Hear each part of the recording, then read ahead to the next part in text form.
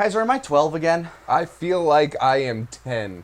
I saw that trailer, and, for the life of me, when it was announced, I think there was a collective eye roll throughout the office and maybe throughout part of the Dragon Ball fandom as in general. Well, when the premise of the movie finally got like when the name Broly was dropped, it was like, okay. I think a lot of people thought it was going to have something to do with that old legendary Saiyan that they were talking about. Maybe. And, like Yamoshi, I think it was, or something along those lines. I know, do you think he threw out that name as kind of a red herring? I think that he was coming up with a bunch of bullshit, and but regardless, as soon as that trailer dropped, yesterday, it just got, dropped on the internet, and holy shit! I've been super excited about this trailer ever since they announced Naohiro Shintani, the new animation director, because Tadayoshi Yamamoto, the guy who was doing it before, has fallen out of favor with the Dragon Ball fandom. They don't like his designs. They don't like his work ethic anymore. It's become really rigid and boring. Okay. So when they announced Shintani, we saw that first image of Goku. I was like, that looks more like Goku than Goku's looked in the last 15 years. Well, and then we got that first trailer where we saw him bouncing up and down. Skipping throughout the ice. I'm like, okay, cool, we're going back to a frozen climate. I will admit that almost all of the fighting, all of the DBZ movies that take place in an icy climate have been some of my favorites. Actually, yeah. I mean, you've got Lord Slug, you got World's Strongest, you got Super Android 13. All three of those are up there for me. You know what? I'll give that to you. But yeah, it's cool that we're returning to an icy landscape. I feel like it's something we don't get a lot of, and have gotten a lot of out of Dragon Ball. Yeah, I mean, I don't know, it's something about that, and not to go too much on, hooray for the choice in places where they're doing things, but there's something about the white backdrop that lets colors really show off. Yeah, and you're seeing a lot of that here, because, so we've got Broly, right? Yeah, and not to, ape our own shit, but oh my god, he's so goddamn cool at this! He is really cool in this, and one of the things that we see is that he's got a new design. Yeah. It's a lot more green. Green and purples. It's kind of interesting because when Toriyama decided that he wanted to redesign Broly, he had a different concept in mind for how he's integrated in the story, so what he would be wearing would be different. And so he's in Frieza garb, soldier garb. And I'm so intrigued by this because you see them show up in literally a Frieza mothership, and Frieza's in the trailer. Yeah. So he's got something to do with this. Did he go find them, or did Frieza just did they find Frieza and just beat the shit out of him, or I'm pretty sure that Frieza at this point, I'm not sure how he gets a hold of Paragus. Right. But who looks awesome. Yeah, I actually love Old Man Paragus is great. Yeah, Paragus' new design, when I first saw it, I was a little taken aback by the lime green and pink. That smock that gown he's got going on, but I won't lie to you, it's a great design. The more I look at it, it's very Toriyama. Yeah, and I love small little detail in the character thing that they showed off from where they had him at different angles. Right from the back, you can see his tail lifting up the skirt just a little bit, and it's those little things that I really appreciate. Saiyans with tails are back. Yes. Oh my God. I still believe one of the biggest drawbacks from the continuation of the series was Goku losing his tail. I would have preferred Goku had his tail all the way into just kind of kept it. Yeah. It's something that separates him from everybody else. Go full Wukong. Keep the power pole. Or is it called the Noibo? Noibo. Yeah. Noibo. Wow. Yeah. Noibo. I've been around you long enough. I get osmosis. But. So it's kind of interesting. We actually see the Noibo in the original teaser poster. I don't think we're going to see it in the movie, which is kind of sad because I love any opportunity for Goku to use. Can you imagine that, not to jump into, Masako's What If territory, but can you imagine if he just kept that and, integrated it into his skills and shit? I would have loved that. It would have been really cool. I mean, Toriyama always kind of wanted to focus more on hand-to-hand combat. Which is fine. And I think the series has excelled for it. It just would have been something cool and unique. Yeah. I mean, if we were to get a scene in the movie where he gets to use the Noibo in a cool way, I am a little bit worried since this is a Broly movie that we're... even the trailer is Broly versus Goku versus Vegeta versus Frieza, and I'm like, well, that's cool, but I'm not looking forward to another one big guy where everybody has to line up and then get throttled. I mean, that's Broly, but... I don't know. So let's talk about the other characters though, because we get little snippets of God, the freaking like girl, like the little aliens, the little mush faced aliens. What about the one that looks like Edna Mode? Yeah, right. She looks like if Edna Mode fucking fused with Zamas. Well, there's the one Chilai, the green one. Yeah. Okay, so they have names already. Yeah. Actually, yeah, they all have names. Of course they do. You'd think I'd know them, but I haven't had. Apparently, you do some of them. I know Chilai. Chilai is the one with the green skin and the white hair. One. She's the Zamas looking one. Yeah, okay. The one that looks like Bulma and Zamas had a kid. But then there's the other one. Bulma Brak. Yeah. Then there's I think a blue one with that kind of bowl cut. Yeah. Yeah. She doesn't have a name yet. She was new for the trailer. She looks weird, and I love her. Okay. And then we have one more guy who's also shown off in some of the magazines. He's also got a gun. He's got that orange skin. Yeah. He's got that hat. I can't wait for him to play a large and decisive role in this movie. I know, right? Yeah. But yeah, so Frieza is here. He seems to have somehow incorporated Paragus and Broly into his army. So did he just find two floating Saiyans out there just be like, I don't know, it worked out really well last time? There's a lot going on in this trailer in terms of actual fighting, but we only get little glimpses at the story. Right. One of the coolest scenes in the entire trailer for me, and this might sound weird to you, is that one shot. It's just this one scene of Paragus, a younger Paragus, and an unknown Saiyan next to him landing in front of a destroyed pod. And it's one of the most un-Dragon Ball looking things I've ever seen.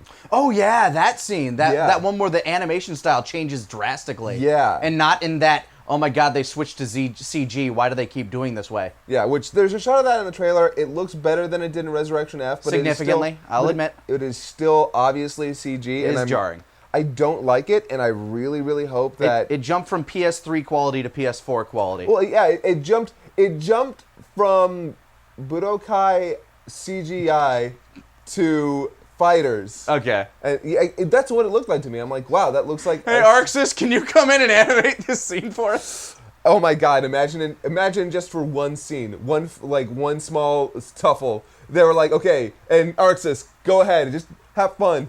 Yeah. I wouldn't even be mad.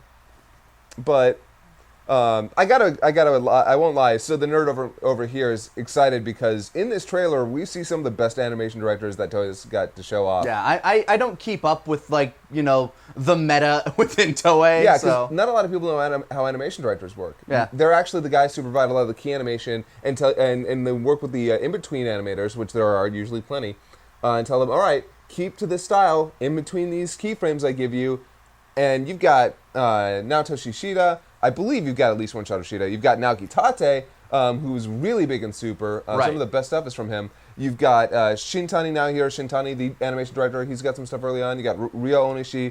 And you've got the guy. Okay, so remember that shot of Vegeta out in the window? Where he's got that classic face. Yeah. Yeah, and he has that grin. Like the close-up there? Yeah. Okay. Yeah, that's Yuya Takahashi. Okay. And he was responsible for the last episode of Super. Remember that amazing fight where everybody somehow looked more Dragon Ball than they had in forever?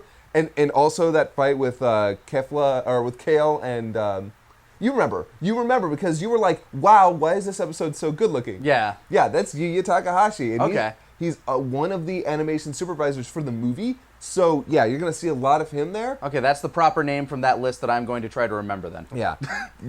Hey, man, he's one of my favorites. He is all about that Cell era. Ooh, okay. Because Yamamoto wasn't always bad. He was actually the animation director for the original Broly movie. Okay. And I love the designs in that movie. I think they look... the animations in that are, yeah. probably one of its better parts. And Takahashi takes from that style. He's like, I want these characters to look expressive as hell and edgy and full of great angles, and that's what he does. So I saw that all throughout this trailer, and everybody looks amazing. You have Goku with these big expressions. You have... I think it looks fantastic. It looks bright. It looks colorful. It's the most excited I've been for anything Dragon Ball in... When did Super start? Was... Before that. Oh my God, when did Super start? I'm going to make myself feel bad if I can't remember. Because like when we moved down here is when Battle of Gods came out. Yeah, we got here literally right before Battle of Gods. So I will say like this movie is actually like this trailer has made me more excited for Dragon Ball like than anything since, you know, the initial announcement of Battle of Gods, which admittedly made me more excited than this, but still. Oh yeah. I mean, when you hear that you're finally getting your first Dragon Ball movie for the in God, how many years? It was like probably a decade at that point. Well, and in the States, like longer. Yeah, because you know, considering that the last movie was, if we want to say actual movie, was that Path to Power, that GT film that came out in like 97. Yeah, 97. So almost 2 decades at that point. A decade and a half, yeah. Yeah, like and then the only thing that we had gotten like really new in between then was that Yo Son Goku and his friends return, which was never released in America. Which is really sad, by the way. You want to talk about like great designs for characters? Everybody in Yo Son Goku and Friends Return looks the best. It's not like the best Dragon Ball thing, but no. Man, is it a lot of fan service and a lot of fun. I was shocked as hell when it was not like a special feature on the Blu-ray or something. Oh, yeah. Just like a little release. And then the other 2 things we got were Plan to Eradicate the Super Saiyans and episode of Bardock. Oh, that reminds me. Episode of Bardock, that's right. Yeah. But that happened. But here's something that's really curious, and this is something that's got me kind of upset. What's that? Okay, so when I heard it was Broly, I was disappointed because it wasn't something new. But then I heard that Toriyama was going to be reinventing him, and then I was like, you know what? At least it's not just going to be, let's bring back Broly. At least they want to do something new with him. At least they're going to try something different. And again, this movie's going to look amazing no matter what. It looks beautiful. Like it's already proven that it's going to be like the visual fidelity of this is going to be amazing. The story is up in the air, but that's always the case. Speaking of up in the air story, so there's one part of the trailer that someone pointed out to me on Twitter that I made a post about. Okay. So you see that scene where there's a Saiyan baby hand up on the pod against another hand? Yes. Yeah. That is almost certainly. I'm going to say this as I'm going to say it's definitely almost certain.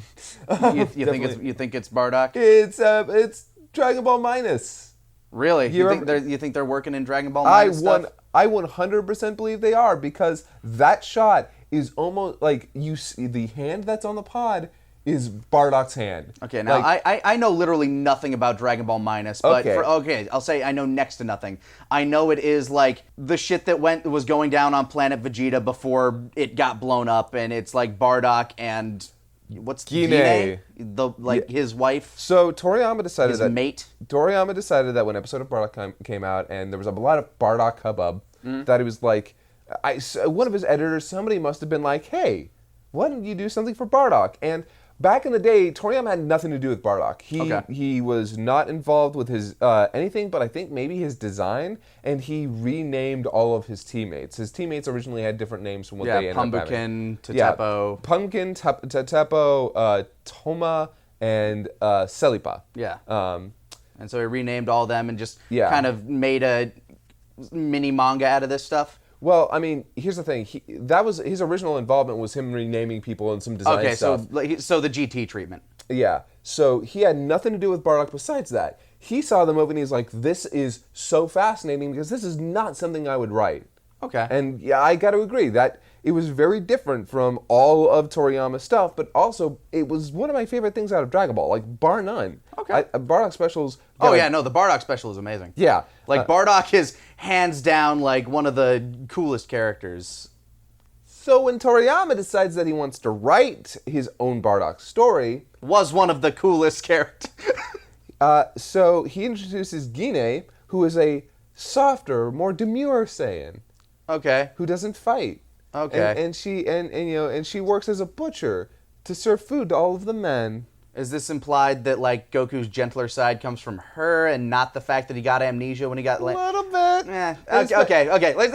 We'll step back from that. It's not necessary. But hold on. There's more, because crap. Then we also find out that that Bardock himself has a love for his son and his wife. And guess what? They put Goku in the pod together and send him off so he doesn't get destroyed. with his planet. I like that a lot And less. and then Goku lands in Kansas, and it's taken in by two. Paul and Martha Kent. Yeah, exactly. Okay. Yeah. So they wanted to make that Superman allegory even harder. Okay, yeah. whatever. So it's but it's in the trailer because the shot of the arm, it's got Bardock's wristband on there. And it's the same Saiyan armor that Goku was wearing. Oh yeah, and by the way, Goku's wearing Saiyan armor in minus. that's cute. He looks cute in it. A little. But he's also old enough A tiny little Turles. I would like to point out that he's old enough to understand what's happening. Oh, that's not good. Yeah. He was a baby. Yeah. Like a baby. Yeah, I'm telling you. That changes. I'm just gonna let's go back to talking about Broly. Yeah. Like So- I'm Yeah, no, let's get off this subject that we don't want to talk about and talk about Broly. You know, oh my god, I don't think I'd ever say that in my life. look, here's the thing.